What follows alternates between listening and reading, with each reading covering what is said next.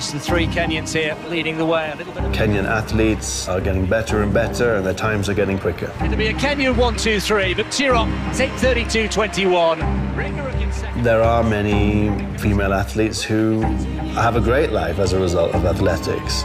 Agnes Tirop takes the win and the world record.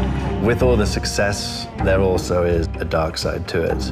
And this comes about when men in the community look at women as prey. The sports fraternity is in mourning tonight. Our world beater Agnes Tirop was found dead today. Agnes was found dead at a home in Iten in Elgeyo Marakwet County with a stab wound on her neck. When you're moving into the career of athletics, you have to carefully look at who are the important people in your life. Even in a partnership, it can move into manipulation. A lot of people let Agnes down. She felt that the threat was real. What she was told is exactly what happened to her.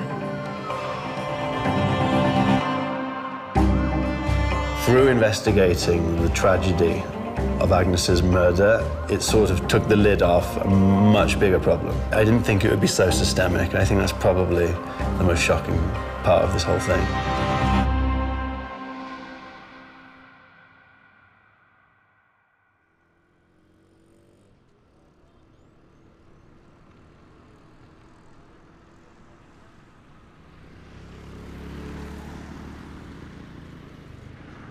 Iten is a place where many, many talented athletes have come from. You see quickly it's a very tightly knit community. It's not a big place. It has a sort of sleepy, timeless feel to it.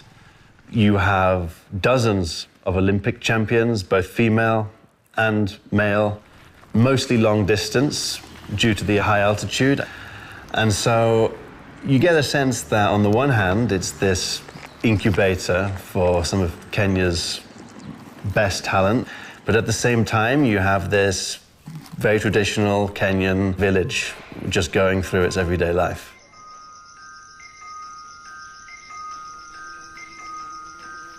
The best place for runners to train, especially the top runners, is a place where it has only about athletics.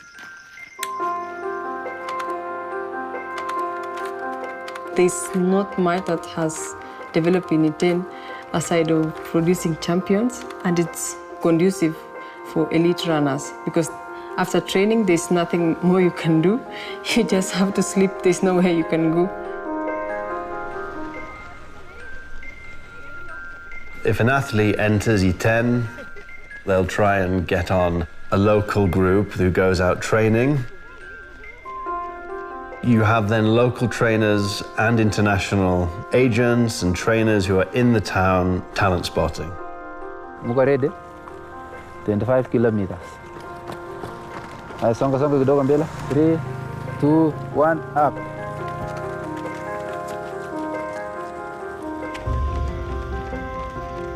Sometimes these people will get picked up by one of the top brands and they will get contracts out of these companies.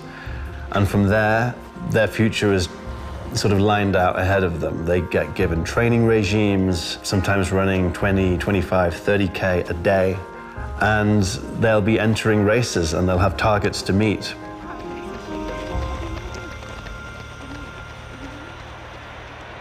So athletes out on the track with a little bit of wind getting up there. One of the main threats to Iberi. Tirop from Kenya. Agnes was a friend, and most of all, she was a really, really admired athlete. Tirop, 22 years old, leading the way. I felt like running was her outlet. Whenever she was out there, she was unstoppable. But Tirop's going to take the win. Good finishing this from Tirop. She just felt herself. She felt some sort of freedom, and that is what she really loved doing. And no wonder she's smiling. That is another win for Agnes Tirop. And it did look to me... She was super fun to be around, so kind. Just this human being who seems to have this energy that draws people to her. Nilikuja hapa kukimbia sio ya mwisho. alafu niende back to training, niende ni focus Olympics. Unajua Olympics si rahisi, hata mimi naenda kufocus for now.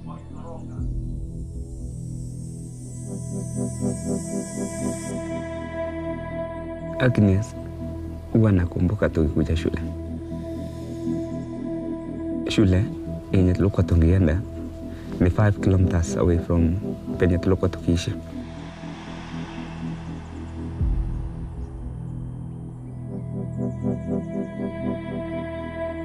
So ilikuwa inabidi tukimbie mpaka nyumbani, tukule lunch, tukimbie tena tukirudi mpaka shule.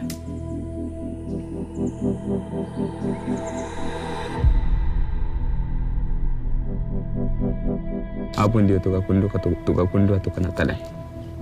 Yeah. Tuna watoto 10. Lakini Agnes ni namba 7. Alikuwa anapenda kukimbia sana.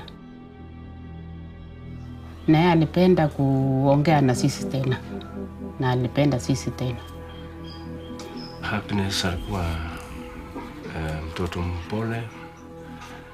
Hakukuwa na maneno mingi, lakini alikuwa anapenda kutazama na kuongea tu na marafiki zake.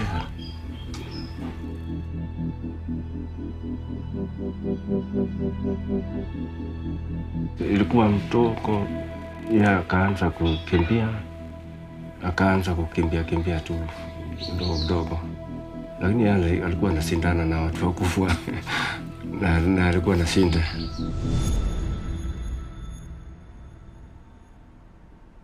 I met Agnes for the first time back in 2011. She was just very young and she was tiny. In high school, we're not allowed to have long hair. So she had her hair shaved. I was like, oh my God, who brought this little girl to a professional event? We were asking ourselves, where is this baby going? Who is she going to run with? We were warming up together and she's running barefoot. And I'm like, where's your shoes?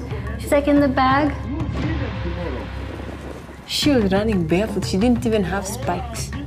But what shocked us more is running barefoot and also winning. She won the race. And I was like, what? This little girl really beat me. I could not believe it. I just admired her for the athlete that she was. She's always dedicated.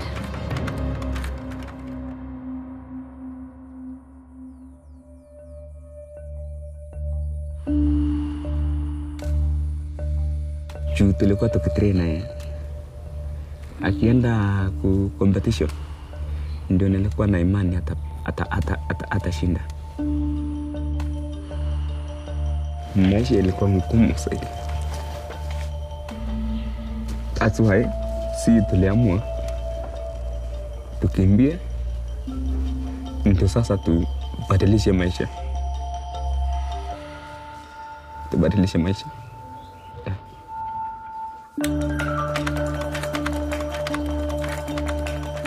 You happen to be in an area of Kenya that's iconic for women athletes. I don't think there's any other little centre in the world can compare. Of course I'm biased.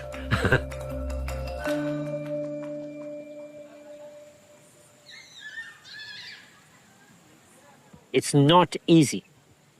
You're in a tough sport.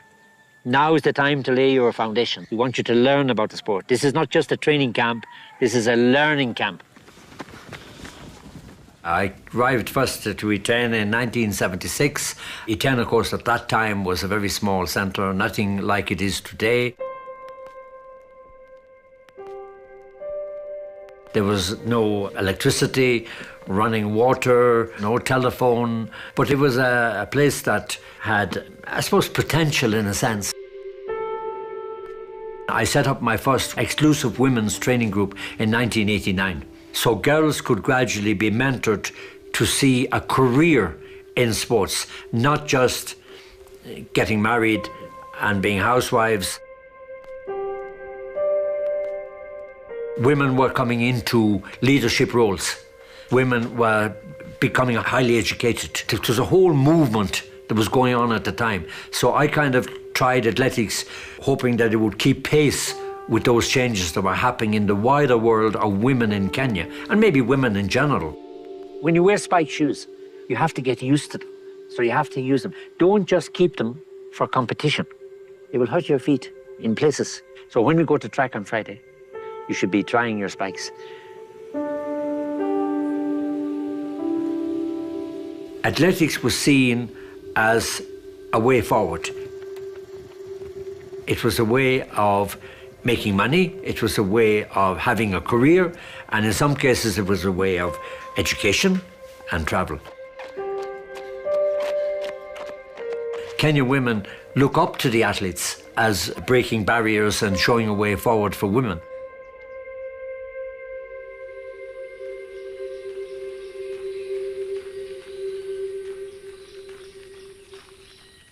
I started running back in 2010.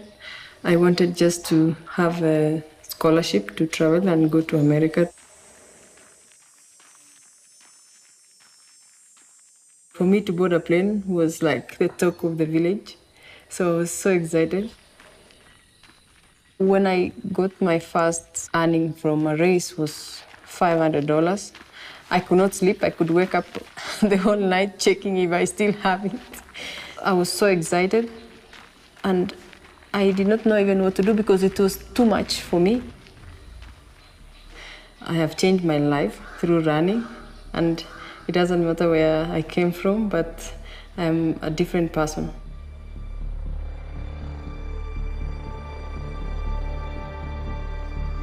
Agnes met Ibrahim Ratish when she was in secondary school. She was very young, but she was already running and getting fantastic results.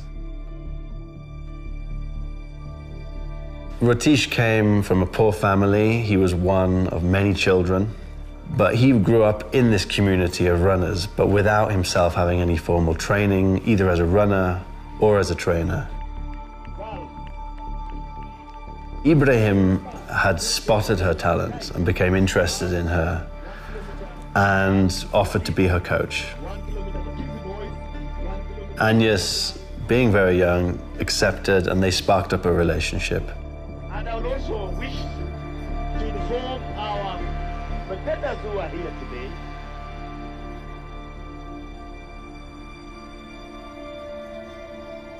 Unajua Agnes hakusema ukweli tuko na huyu mtu.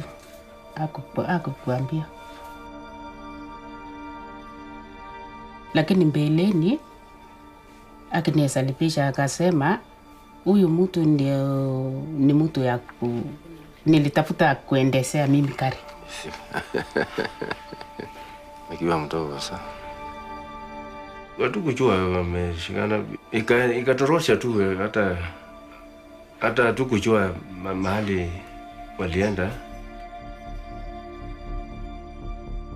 I think in the early days of their relationship, there was certainly a bond between them. They were a team. He would involve himself in her training. He would shout times out the window. They made plans together. They got a plot of land together. He knew she was a good runner. And this is really one of the main reasons people think he became interested in her. He saw her as a way out for himself.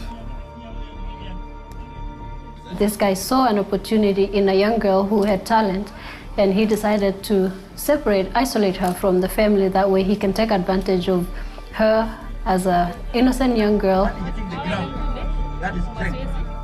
And that's how it starts.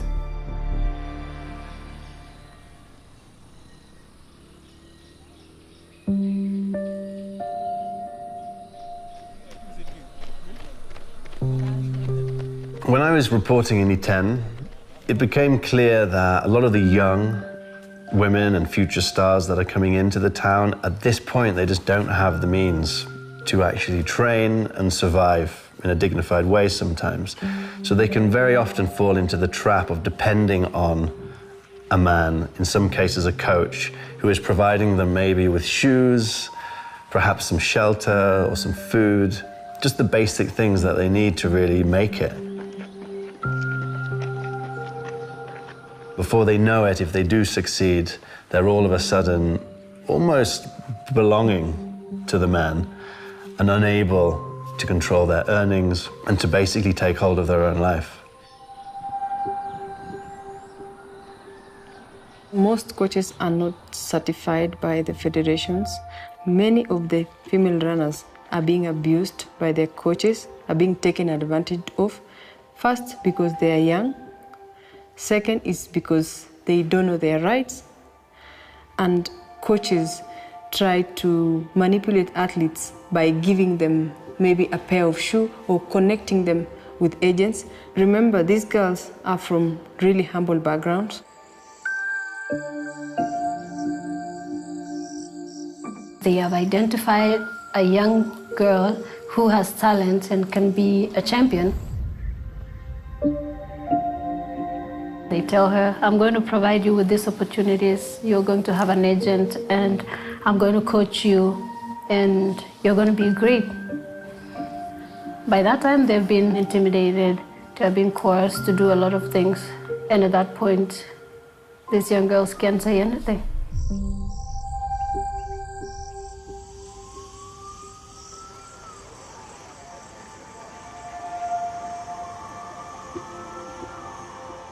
There are men, if I could use the phrase, lurking around, and they're prepared to cash in on somebody else's efforts and energies.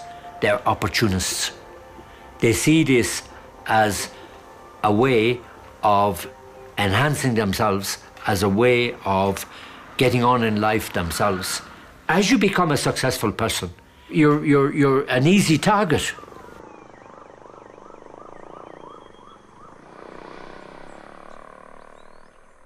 Tulikutana na yeye akaniambia nataka kunisaidia kimazoezi. So mimi nikafikiri ni mtu mzuri, sikujua kama kuna anything alikuwa anataka kwangu. Nilikuwa nikienda races, pesa inaingia bank. Nienda naye account. Napata account ametoa pesa zote.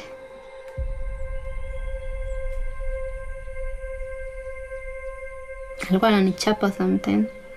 Alafu anafika mahali ana apologize, anaomba msamaha. Mimi sikuambia kitu mtu Kenya nilikuwa napita.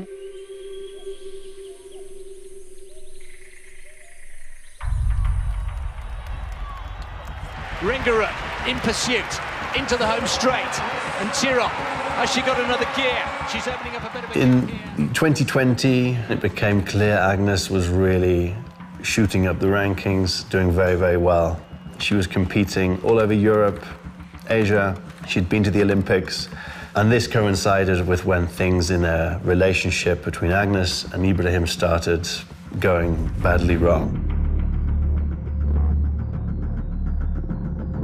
There was disputes over who controlled the money, over who had access to bank cards. Ibrahim Rutish would beat her, and on one occasion he had really badly injured Agnes's leg, which she then had to go to Italy for to get treatment. When she came back from the Tokyo Olympics, things got so bad that Agnes eventually left the family home, and she went to live in a runner's camp just down the road.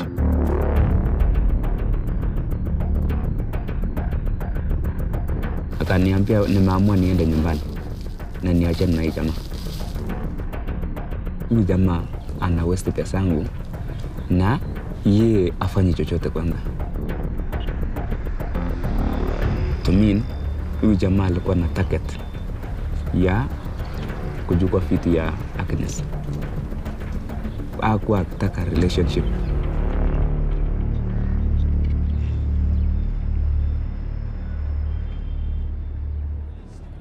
So we're just over 5 minutes away from the coverage of this Adizero Roads to Record race series. 4 laps around the Adidas World Headquarters. A big hand of applause, please, for Agnes Jebet-Tirop.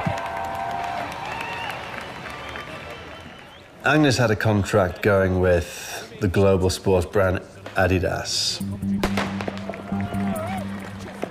You can earn over $1 million in a year through various contracts and awards and winnings on the track. And Sheila and Agnes are right in front.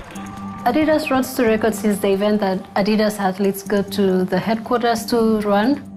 I arrived there, I think a day before Agnes came in, and she came in the evening.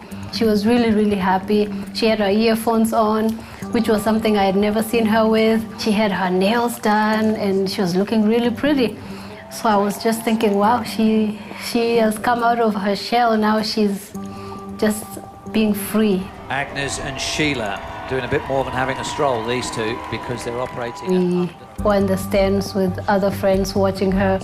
And she's just opening up half a stride here and there. It looks like the announcer kept saying, she's under the world record, she's still under the world record.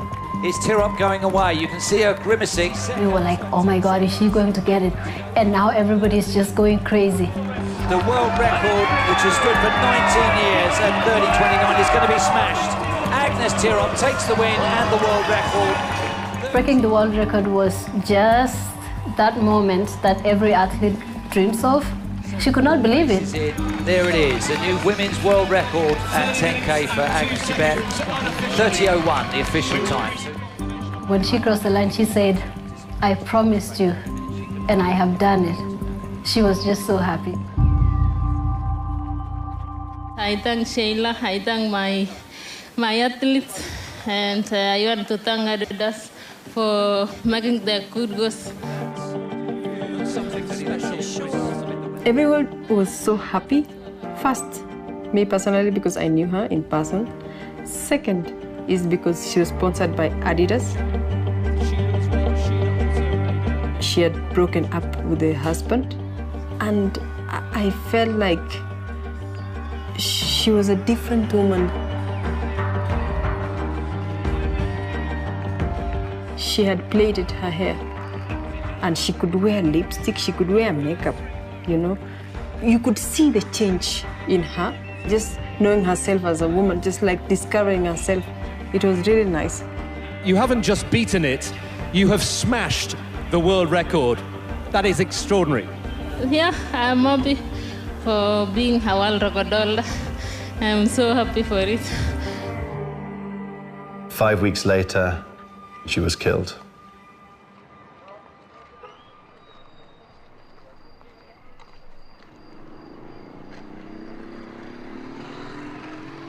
Just 5 weeks before Tirop was murdered, she had come back to E10 to train more.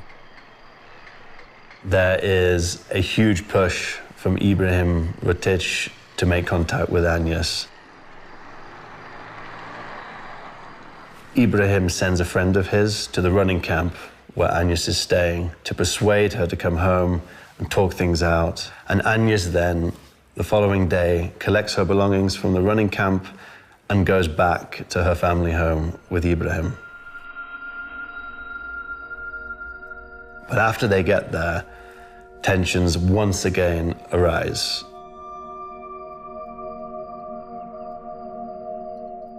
There's audible fighting from outside the house because her sister, Eve, hears it.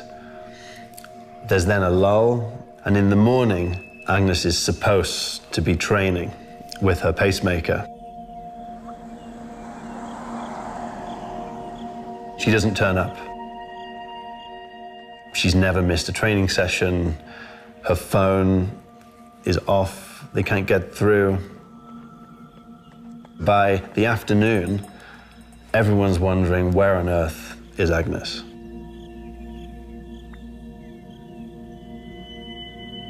Nikapata phone call from the younger sister, Eve. Akaniambia, si hapa kuna mambo yenye inaenda iende vizuri. Nikajaribu kufungua gate, iko locked. Tukakaa kidogo kidogo, tulikuwa tunapigia wazazi simu. Akapigia, ai, simu yake haingii. Na Ibrahim amesema ati wameenda Nairobi. Basi tukaenda tu kwa ripoti kwa polisi.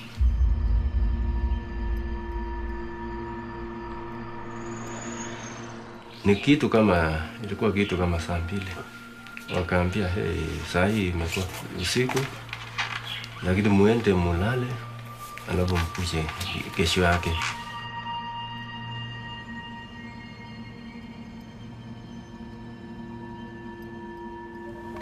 Hatukulala, tulikaa chini mpaka asubuhi.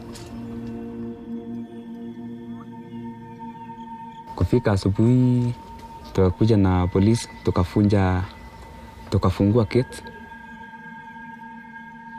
Tukaenda tukakata kivuli ya nini ya gate. Tukaenda tukakata hiyo ya meza. Kuingia tu kwa meza hivi, askari nasema, ngojeni kwanza. Kumbe ameona tamu.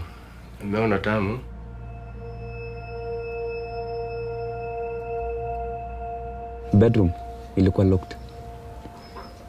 Tukatoka wote, tukaenda hapo pia nyuma ya nyumba. Juu dirisha ilikuwa juu kidogo, ikabidi sasa mtu aninue ndio nichungulie kama kuna mtu. Kufungua dirisha hivi, nikapata Agnes ashakufa.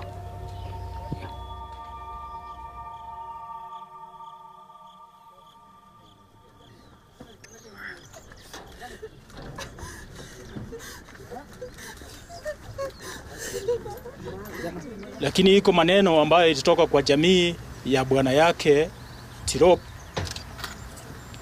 ambao walisema ya kwamba bwana alikuwa amepigia wasasi akilia, akiwaelezea kwamba Mungu amsamehe, iko kitu ambayo amefanya.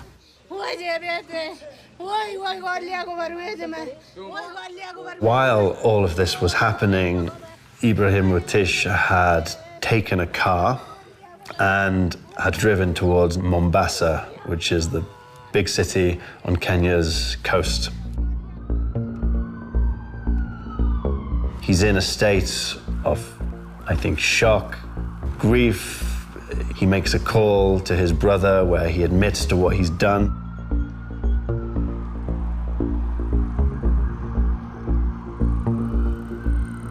There was a manhunt on for Ibrahim Rutish at this point. There was police cars sent out looking for him, and eventually he became aware and handed himself into police. Prime suspect in the brutal murder of Olympic athlete and former world cross-country champion Agnes Jebet Tirop has been arrested in Mombasa. Ibrahim Rutish, who is also the husband of the deceased, was arrested by detectives in Changamwe alongside a friend said to have been trying to sneak him out of the country.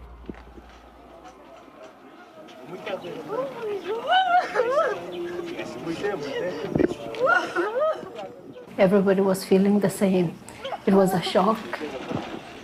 You speak to people and everybody was numb. Nobody wants to go for a run. It felt like something that could happen to you anytime. I was still in denial. I could not believe what happened. I could not even move. I could not even run. I just kept telling myself why I didn't talk to her, what was happening in her life. It was not easy.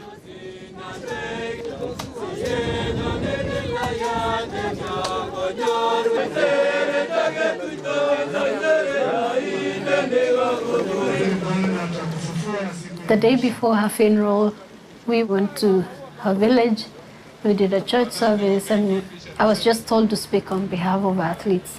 And I don't know where the strength came from. I think I was really angry. I didn't think Agnes was supposed to be buried at 25 years old. Today I'm here because of one issue. This gender-based violent issue. Everything I said was just probably out of frustration and anger and not wanting to believe that that could happen to anybody like Agnes. We're putting our sister to rest, but we are also here to raise our voices. We need to be heard as women. We need people to understand that we are not tools. We are not anyone's property. She did not fear anybody. She talked directly to the federation, the people who could have done something when Agnes was alive. and they didn't do, people could have done something. If you're not going to do anything for me, for my sister, for my mother, and the generation to come, please go home.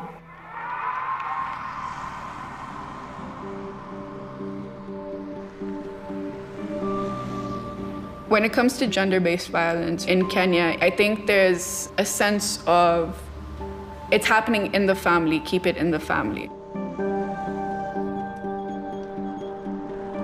People have this idea that the regulations aren't there, but the regulations are there. The issue becomes how many people are aware of the human rights they're entitled to. So I think it's more of a lack of education and possibly even fear that if I take this person to court, I'm going to be ostracized from my community. And there's only, I think, so much that you can do until you're just physically, mentally, and emotionally exhausted. In Kenya, a man is looked as the perfect human being. He doesn't make mistakes.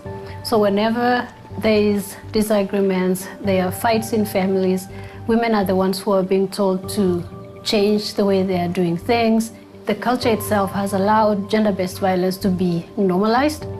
So when that happens, nobody is reacting because today is happening to me, the following day it's somebody else, so nobody thinks it's a problem until somebody loses their life. Immediately after Agnes's death, there was a sense that this was a freak event. But 6 months later, another Kenyan athlete was also murdered in her home in Iten. Police have today recovered the body of a Kenyan Bahrainian athlete, Damaris Muthe Mutua, at a house that's in Iten in Elgeyo Marakwet. A killing comes months after another athlete, Agnes Tirop, was found dead in a bedroom in Iten. With 2 high-profile murders in the space of 6 months, the entire community was in disbelief. These shocking events really shed light on the wider problem. Life is precious. Apart from money, fame, and everything, there is life to live. We are going to talk to women across the country so that it doesn't happen again to one of us. We are so pained, we feel terrible. Since the 2 deaths, there have been more complaints vis-a-vis domestic abuse, theft. People were pretty shocked. We decided that it's not going to happen to any other girl. It was a wake-up call.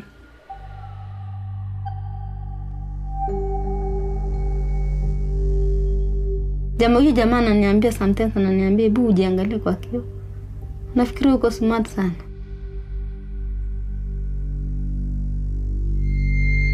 Sikujua nilioa shetani kama wewe.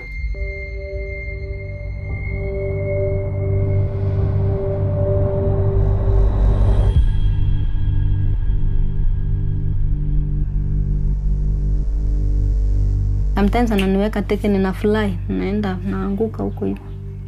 Anifurutia chini na nitupa kwa nyumba. Kwa sababu aliniambia ukiniacha nitakumaliza. Nikawaza nitafanya nini? Kwa sababu kuna mtu mwingine angenisaidia. Nilikuwa na sometimes nasikia tu nipige nduru tu. Ibidi tu nitoroke sasa. Kaambia John kila kitu akanisaidia. Kidogo sasa ndiye akaniingiza Tirop Angels.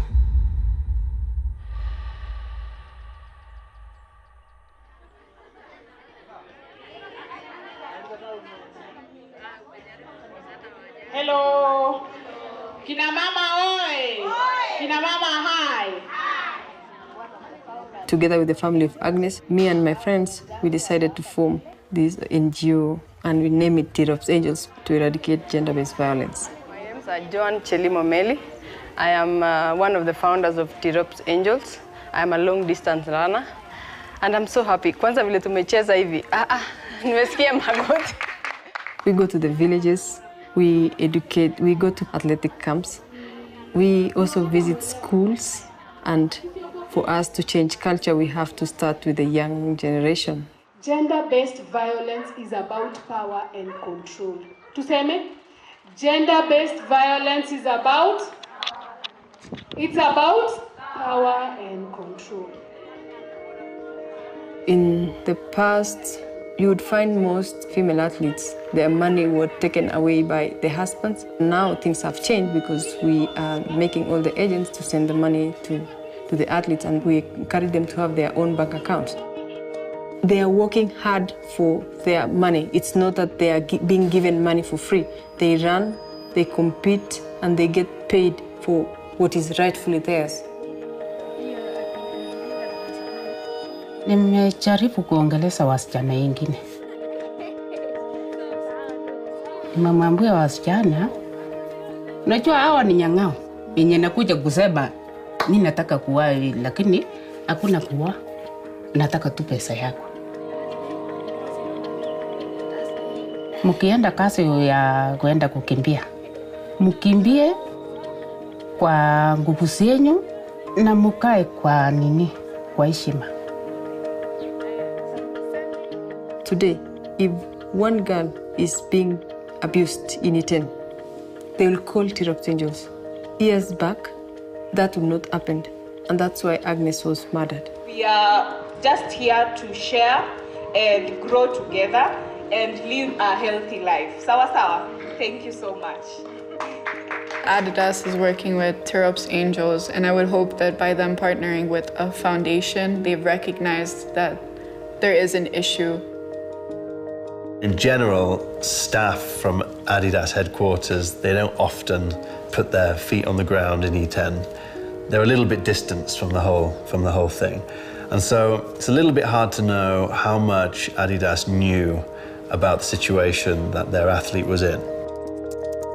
Adidas are making a lot of money from these athletes in sponsorship deals, so it does raise the question, to what extent are the big sporting brands responsible at least for the well-being of their signed athletes, considering how much benefit they're getting through exposure, branding of their gear, and all these things that goes hand in hand with an athlete's contract.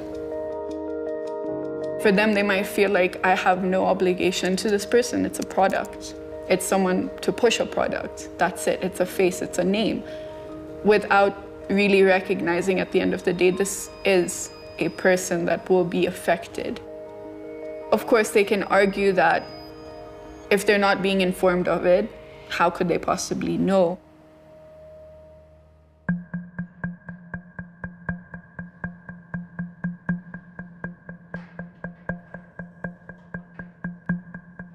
Here we have reams of court documents, and they've formed a really key part of the investigation into Agnes Tirop's death. They include everything from affidavits, witness statements, right through to details about Agnes's life, how she grew up, who she was, and the same for the defendant. So here we have the defendant's statement to police, which was drafted on the 7th of November 2021, very shortly after she had been killed. It goes into a lot of detail here about how the murder actually took place. Since this statement was given to police, this has been retracted. He is now trying to get a manslaughter case and has entered into a so-called plea bargain where he's trying to change essentially the charges. Here we have one of the most telling passages in this document entitled Findings, where after Agnes comes back from the Tokyo Olympics in 2021, it states that she actually reported an assault to her manager and her family. So this is key because we can see that Agnes actually did tell people around her, including her manager, about the domestic abuse and the violence that she had faced at home. And so it begs the question, why wasn't more done to protect her in the subsequent weeks and months leading up to her death? I believe agents and coaches don't want this information to get to the management because they don't want to present their athletes as problematic. Nobody wants to be forwarding issues to a brand about an athlete who is making a lot of money through a company they would feel that this affects their future contract. So I believe that's the fear. But as a coach and someone who has worked with Agnes from day one, her agent, he should have been the first person to protect her. Hi, Jenny. Just to touch briefly on Agnes, obviously you know I've been writing about her a lot. Can you go over what she told you about her particular situation and what you knew about the troubles in her marriage? When I give an advice, I think that would be a good advice because I'm thinking and I'm looking the best for an athlete to have a long career. Especially Agnes was a very talented athlete. When she went to this man, they were living together. And I met him and her. My impression of him was only that he was taking advantage of her. I told her, please, I don't like the way that he's treating you. She told me, don't enter in my family affair. You are my agent, be my agent. This is my life. Okay. I cannot do anything if somebody tell me like that. Was there any point that you had thought of telling Adidas about what had happened? No, because it was not happening anything. I mean that there was no any situation that was aggressive, you know. And the companies are not involved. You have a wrong idea of a company. A company is signing athletes. It's signing athletes according to the results of the athletes. It's not investigating what is the background or what is behind an athlete. And if you are able to show them that you are able to produce results, they are happy. Some people close to Agnes, people who ran with her or her friends or family, have told us that they think her manager, her representation could have done more to help her, considering what they knew. I just wondered what you say to that. No, I'm sorry. This is completely wrong. It's very easy to talk after. There was no sensation that she was in danger. We never had the sensation that somebody can kill her. I don't know what they could do and what was the situation. I am very, very okay with my conscience and my feeling, you know.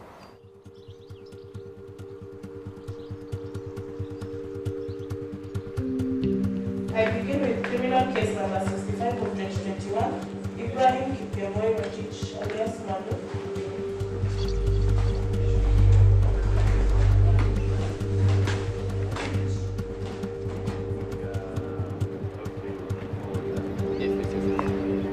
Now there's been a discussion. We're not agreeable to their terms. For their first term that we're not agreeable to was they wanted to reduce the charge from murder to manslaughter. We're not agreeable to that. And despite him being an accused person, he still has rights. It's for that reason that the matter has been delayed for the year, but we are moving forward. According to the family, they only want justice to be done of what transpired. They only want justice to be done according to the law.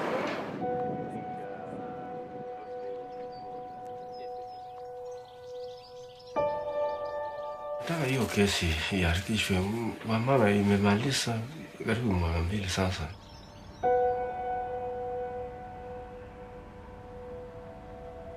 Naona sasa pesa mingi bado wako naye. Hiyo pesa ni yake.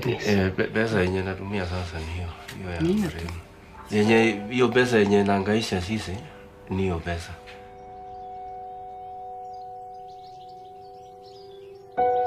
Kwa mimi mama, mimi nasikia uchungu zaidi. Hata kufunga, mimi naona kama anapona. Na sijasahau hiyo msichana mpaka sasa hivi. Mimi nakumbuka yeye usiku na mchana.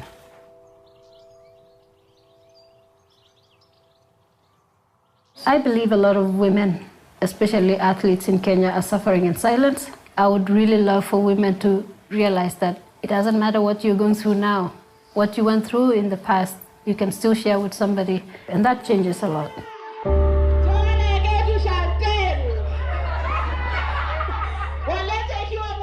I'm so happy to put a smile again on their faces. And I'm very sure Agnes is more proud wherever she is of what we are doing.